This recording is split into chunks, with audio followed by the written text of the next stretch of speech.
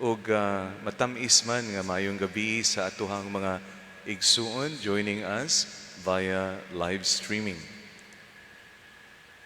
Kung naay deklarasyon sang pagigugma ug maingon si lalaki, I love you, usually naa siya'y inubanan nga exclamation point, I love you, cross my heart.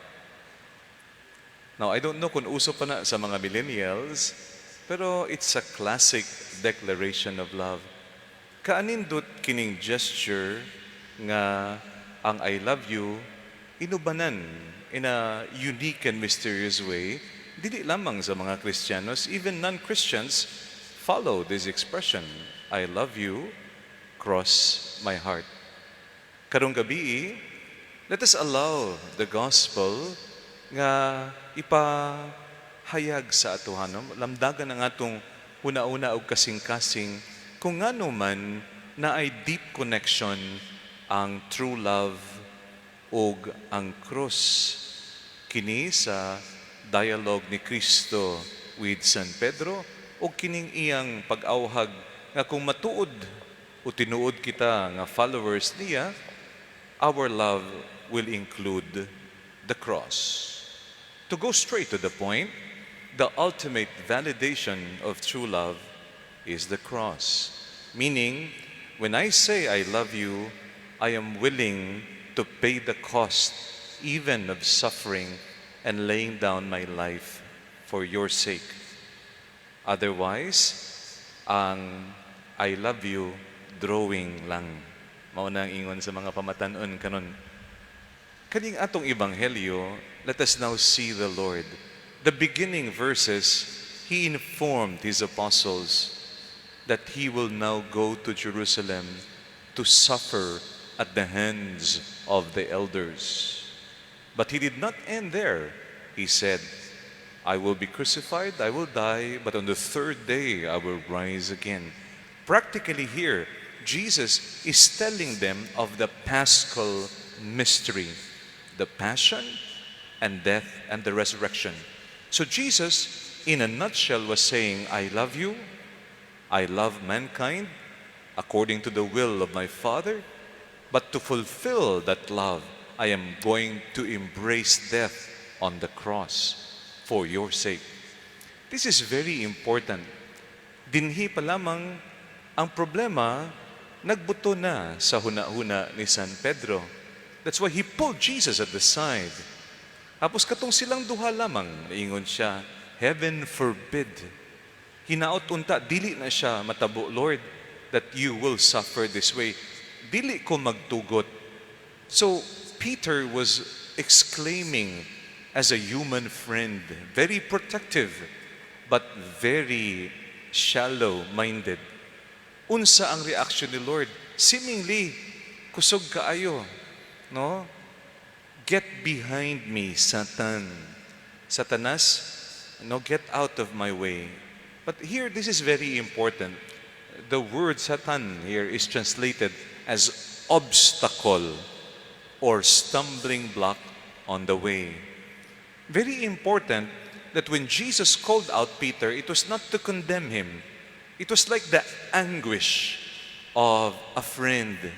We've been together, but you don't understand the real meaning of the Father's will and the real implications of true love.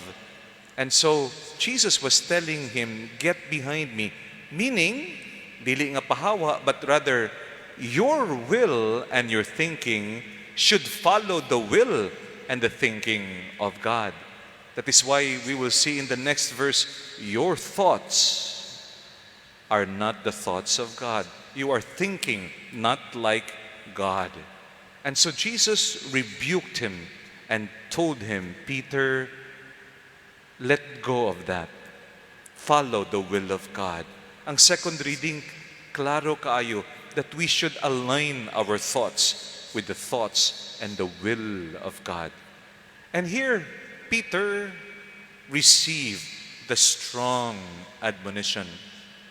And then Jesus, after rebuking Peter, addressed the rest of the apostles and he explained to them the details.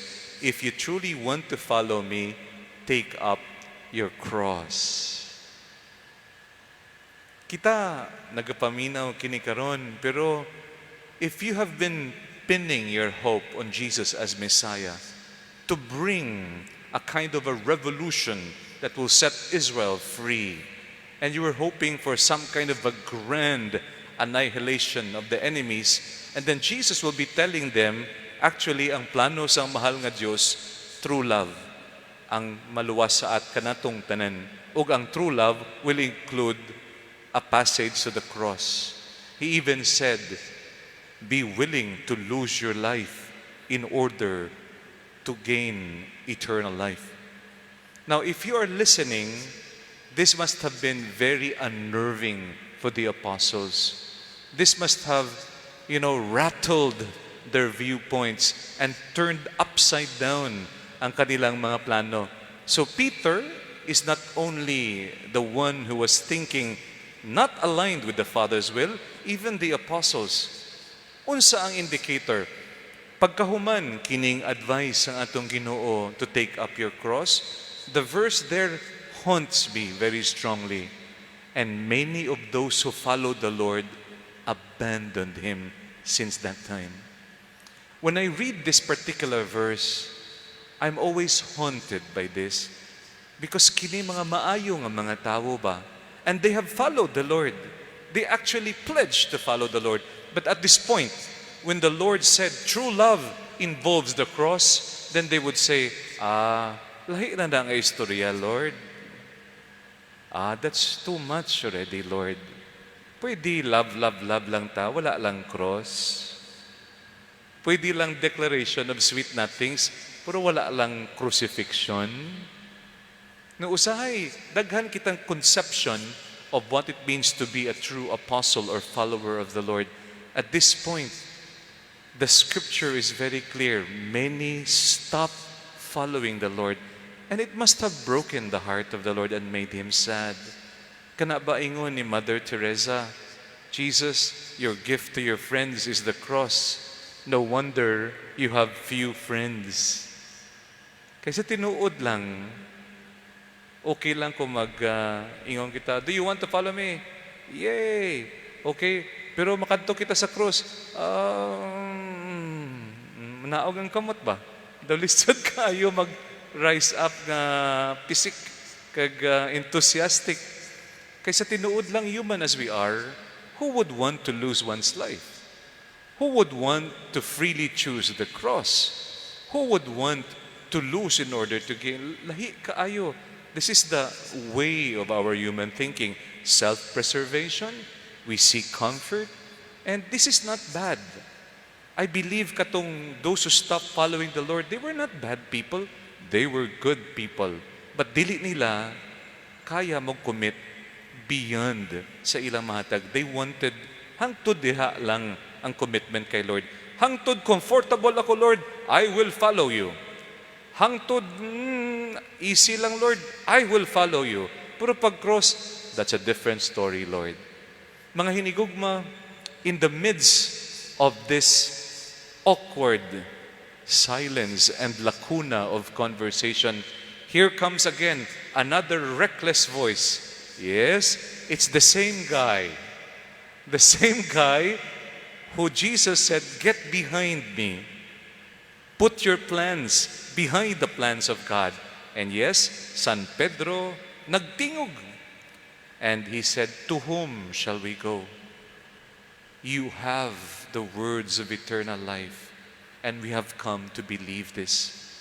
Take note, this is not only a confession that I accept your teaching, but I accept that when you say true love includes sacrifice and cross, but will lead to life, I believe that you are the giver of that life.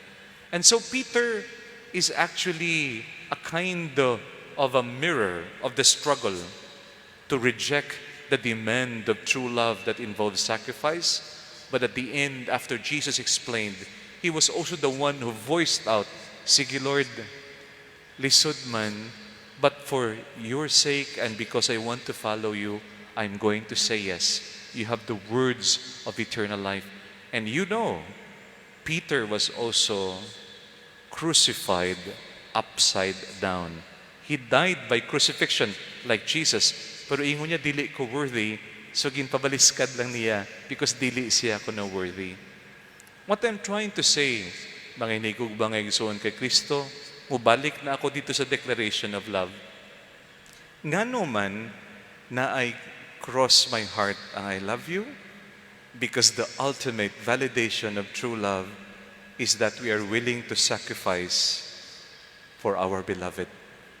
Kaanindot nga true love is connected to the cross, connected to Christ. Kitang tanan, dinhi sa simbahan, ug diha sa inyong mga panimalay, may we grow in this conversion of the consciousness. May we put our conceptions and thoughts behind the plan of God. May we learn, dili man perfect, kay usahay na ay konflikto, na kita kasuko, dili kita ka-love perfectly, kay tao man kita. But may we learn that in order to truly love, we must sacrifice. For example, the sacrifice to listen a little bit more.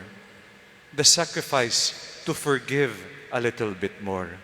The sacrifice to risk a little bit more, to give the other a chance for a new relationship towards healing. That is not easy. That involves crucifixion. But that is the way that Jesus would invite us. If you want to follow me, love like my way of loving, it includes the cross. But that is the way to eternal life. Brothers and sisters, so next time when you say I love you to your spouses, to your significant other, and to the Lord, remember, I love you, cross my heart, because this is the ultimate validation of love. I love you becomes truly true when it is also marked by the sacrifice for the sake of the well-being of your beloved. This is the beauty of the gospel, karong Domingo. When we say, I love you, the Lord is saying, let it be marked by my way of loving. Napanay connection sa ulihi, napanay question, hope to die. Are you familiar with that? Ang mga maedad na pareho sa akon? Hope to die? Sobra naman, no? Hope to die pa, may cross your heart na hope to die pa. Pero, si Jesus did not only hope to die, but He really died and embraced the cross for you and for me. Brothers and sisters, I mentioned this during the Siete Palabras, but I go back now again and end. The gospel invites us that when we follow the Lord, we learn to love truly, even at the cost of the cross. This is the way forward for us Christians and followers of Jesus. Question, will you be the one who will abandon Jesus after this? Or will you be one of those who will stay and struggle to live this out even though it is difficult? Let us answer that in our lives. So help us God.